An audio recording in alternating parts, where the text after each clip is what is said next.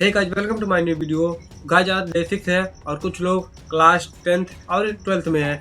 तो बहुत से लोग का क्वेश्चन है कि भाई हम क्या पढ़ें। अभी हाल ही में प्री बोर्ड का एग्जाम हुआ है, जिसमें कि कुछ लोग जो चीज़ को पढ़ के गए थे वो तो आया नहीं।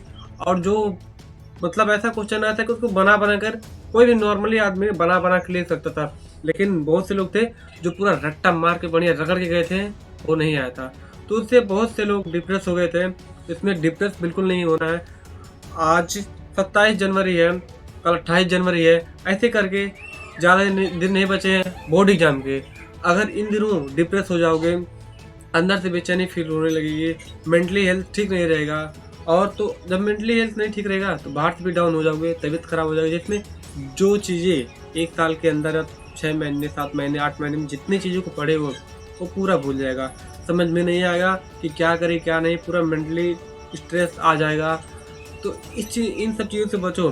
जो तुमसे सीनियर हो या कोई भैया हो, चाचा हो, अंकल हो, बहुत से ऐसे लोग रहते हैं जो क्लास 12 से 10th को फेस करके निकले हम।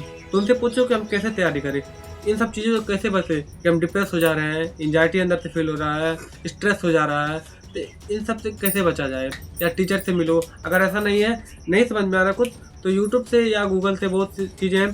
क्वेश्चन मंगाओ, जो पिछला क्वेश्चन है, प्रीवियस ईयर का क्वेश्चन है, उन चीज़ों को देखो कि कौन सा क्वेश्चन किस ईयर में किस टाइप का आया, किस चैप्टर से आया, कैसा क्वेश्चन पूछ रहा है और वो क्यों पूछ रहा है। ऐसे बहुत सारे क्वेश्चन ऐसे होते हैं कि क्वेश्चन तो पूछते हैं, सेम वही क्वेश्चन रहता है, लेकिन जो वर्ड होता है, उसका शब्द होता है, वो बदल देते हैं। तो इसमें बहुत से लोगों को कन्फ्यूजन होता है कि ई के आगे तो मैंने कभी पढ़ा नहीं, लेकिन वो पढ़े जरूर रहते हैं उस चीज़ को। तो चीज़ों को समझो और एक बारीकी से समझो। ऐसा नहीं कि ऊपर हलवा है पूरा ऊपर ऊपर कर दे, नहीं। चीज़ों को एकदम डीपली समझो। पढ़ रहे हो, जिस भी चीज़ को पढ़ो पूरा डीपली पढ़ो। कोई आंसर याद कर रहे हो, उसकी उस क्वेश्चन के बारे में, आंसर लिखने से पहले उस क्वेश्चन के बारे में पूरा डीपली समझ जाओ। एक क्वेश्चन से पूरा तुम चैप्टर पढ़ सकते हो। एक क्वेश्चन से ऐसा होता है कि कोई क्वेश्चन है, उसके बारे में पूछे गूगल से, यूट्यूब से, कहीं से भी, ये चीज़ क्या है, क्या के बाद क्यों आया, कहाँ आया, कैसे आया, किस लिए है, उसके बाद पूरा पोथी खुल जाएगा। क्वेश्चन है माइंड में आने लगेंगे। इस तरह से क्वेश्चन बनाया जाता है। और ज़्यादा डिप्रेस स्ट्रेस ऐसा बिल्कुल भी नहीं होना है। अच्छे से स्टडी करना है और स्टडी के साथ साथ अपने हेल्थ का भी ध्यान देना है। क्योंकि अगर कोई अच्छा खाएगा नहीं, बस दिन भर डिप्रेस में रहेगा, पढ़ाई करेगा, तो अंदर से चिड़चिड़ापन होगा माइंड में, जो कि हानिकारक हो सकता है, सबके लिए हानिकारक हो सकता है। क्योंकि अगर माइंड सही नहीं रहेगा तो जो मैसेज बॉडी को देता है कि कैसे कैसे काम करना, जो बॉडी के पार्ट्स हैं कैसे काम करना है, वो मैसेज भेजना बंद कर देगा। क्योंकि उसमें कुछ प्रॉब्लम्स आने लगेंगे। जब मशीन को देखो, मशीन जब ज़्यादा वर्क करने लगता है तो हीट होता है, कुछ चीज़ें शॉर्ट सर्किट होती है, टूट जाती हैं, ख़राब हो जाती हैं, कुछ ब्लास्ट हो जाती हैं। उस तरह से हमारे माइंड में भी हो, अगर ज़्यादा इस पर प्रेशर डालेंगे। बहुत से लोग कहते हैं एकदम प्रेशर दो, अरे यार इतना भी प्रेशर ना दो कि पूरा ख़राब हो जाए। ठीक है, तो आराम से चीज़ों को करना, समझ समझ कर। अगर नहीं थोड़ा देर कर रहा मन, ठीक है, थोड़ा रिलैक्स ले लो एकदम नॉर्मली। ऐसा भी नहीं कि फैमिली से दूर रहो, एकदम अकेले हो जाओ, किसी कमरे में बंद हो जाओ, नहीं, ऐसा नहीं करना है। अभी उतने एज के नहीं हो कि चीज़ों को समझ सको, एकदम बहुत सी बड़ी बड़ी प्रॉब्लम को फेस कर सको। इतने नहीं हुए, कुछ लोग हुए हैं, सबकी बात मैं नहीं कर रहा हूँ, क्योंकि सब ऐसा नहीं हो सकते। कुछ ही लोग हुए होंगे जो इन चीज़ों को फेस कर सकते हैं, सब नहीं कर सकते हैं। तो अच्छे से स्टडी करना, जो नोट्स बनाया है उसको बार बार रिवाइज करना है, समझ समझ के कि हाँ ये पॉइंट ऐसा है, पॉइंट बाय पॉइंट चीज़ों को फेस करना है और उसको लर्न करना है, राइट करना है, प्रैक्टिस करना है। अब इतने दिन में प्रैक्टिकल तक का तो ख़त्म हो गया, वाइवा भी वाल भी आ गए हैं, टपक गए हैं, उसको भी देना पड़ेगा।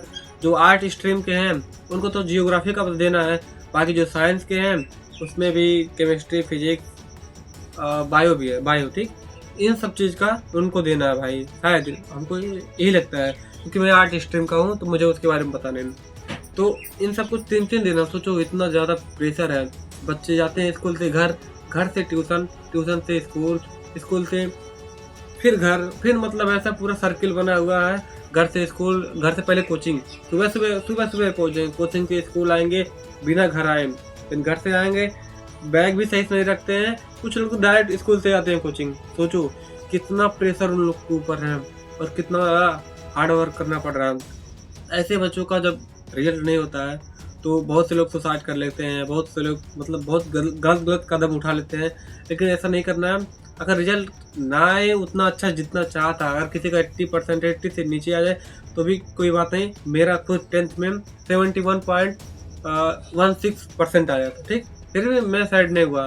मैं सोचा कि देखो, मैं क्लास 10th में उस चीज़ को फेस किया जो शायद कभी मैं फेस नहीं कर सकता, कभी नहीं। उस चीज़ को मैं कभी सीख नहीं सकता। क्लास 12th में हूँ, 12th में उतना चीज़ों को मैं नहीं सीखा जितना मैं क्लास 10th में सीखा हूँ। तो इसीलिए जब परिस्थिति हमारे यहाँ विपरीत होती है तो बहुत कुछ सिखाती है। तो आप लोग को डरना नहीं है, एकदम दृढ़ निश्चय होके संकल्प लेना कि हाँ, हमें करना है, कुछ भी हो जाए। ऐसा नहीं कि एग्जाम में जाए तो हड़बड़ा के सोचे ये क्या है, क्या क्या नहीं। रिलैक्स होके आराम से, डरना बिल्कुल नहीं है। डर को एकदम पैर के नीचे रख दो कि भाई तुम नीचे रहो, ऊपर आने की जरूरत नहीं है। और मस्त से स्माइल करके स्टडी करो, हर चीज़ करो, उसमें खेलो, फैमिली के साथ भी रहो। क्योंकि बहुत से लोग रहते हैं जो फैमिली के साथ नहीं रहते हैं, शायद वो कुछ सीख नहीं पाते हैं। जो फैमिली से नहीं सीख पाता, मुझे लगता है वो समाज से नहीं सीख सकता, कभी नहीं सीख सकता। इसीलिए पहली चीज़, आप फैमिली में बहुत कुछ सीखने को पाते हैं, उसके बाद समाज में जाते हैं, आस पड़ोस, समाज, देश विदेश, उसके बाद बाहर जाते हैं, आप तब चीज़ों को सीख पाते हैं। लेकिन सबसे पहले घर पे ही अपने भाई बहन, मम्मी पापा, पड़ोसी से और गांव के लोगों से, फिर स्कूल में आते हैं, स्कूल के बच्चों से, टीचर से, छोटे बड़े, सीनियर से, जूनियर से, सबसे सीखते हैं। तो आप चीज़ों को फेस करते हैं। तो आई होप आप लोग को समझ में आया होगा। अगर नए हैं तो चैनल को सब्सक्राइब कर दें, वीडियो को लाइक करें, कमेंट जरूर करें। या क्लास 12th में है, 10th में, या किसी चीज़ की प्रिपरेशन कर रहे हैं, बताइएगा जरूर। Bye bye.